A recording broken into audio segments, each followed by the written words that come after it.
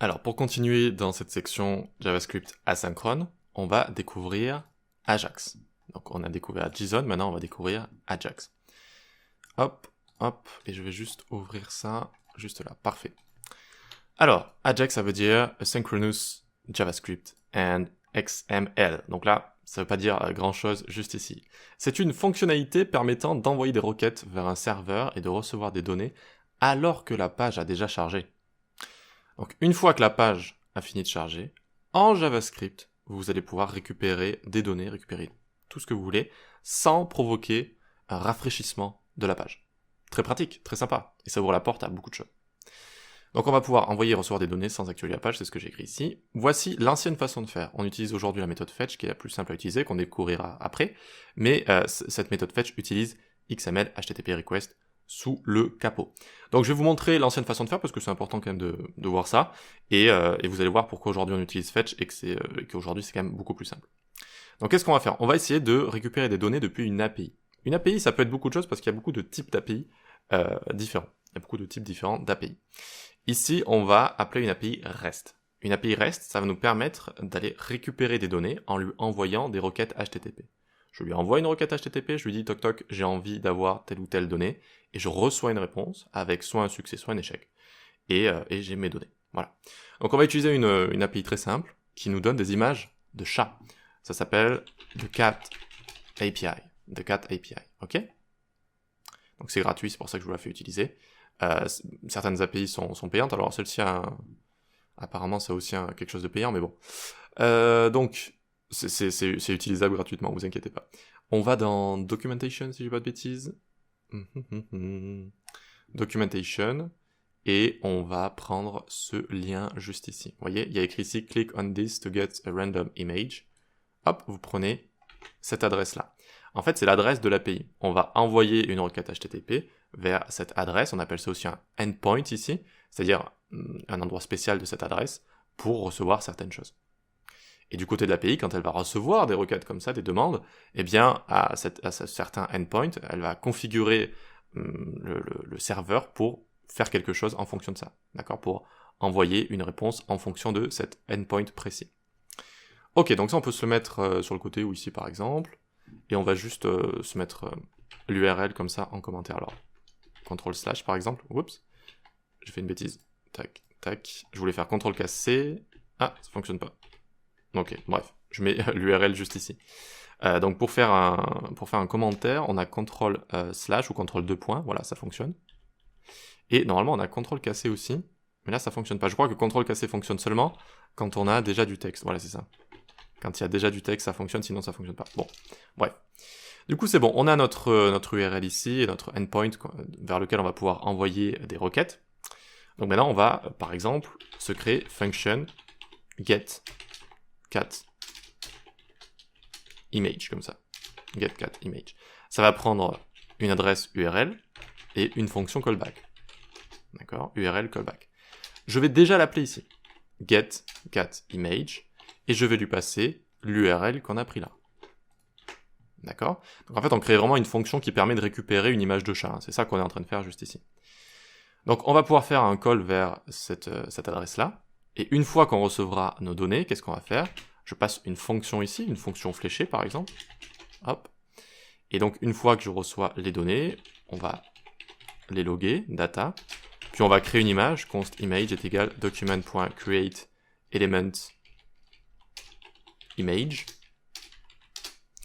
et on va faire la source de l'image, image.source est égal data de 0.url.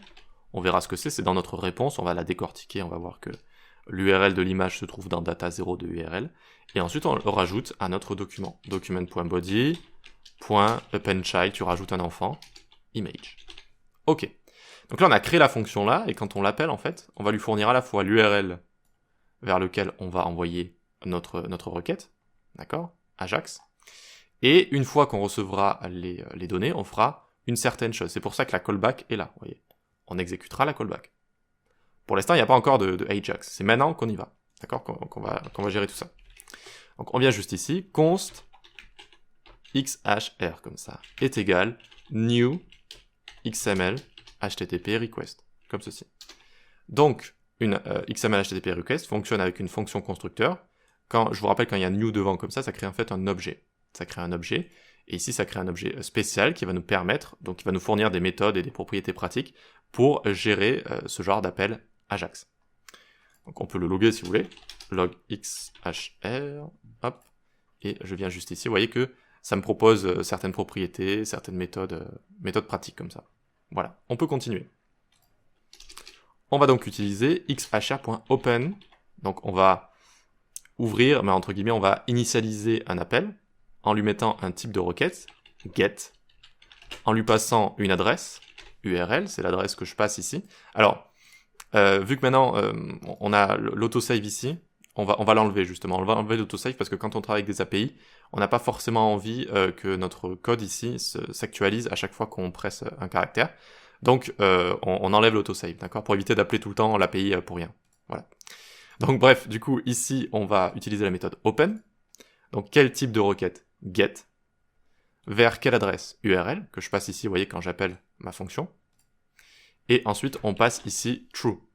Alors, cette méthode va initialiser l'appel. True veut dire qu'on veut que la requête soit asynchrone, qu'elle ne bloque pas l'exécution globale du script.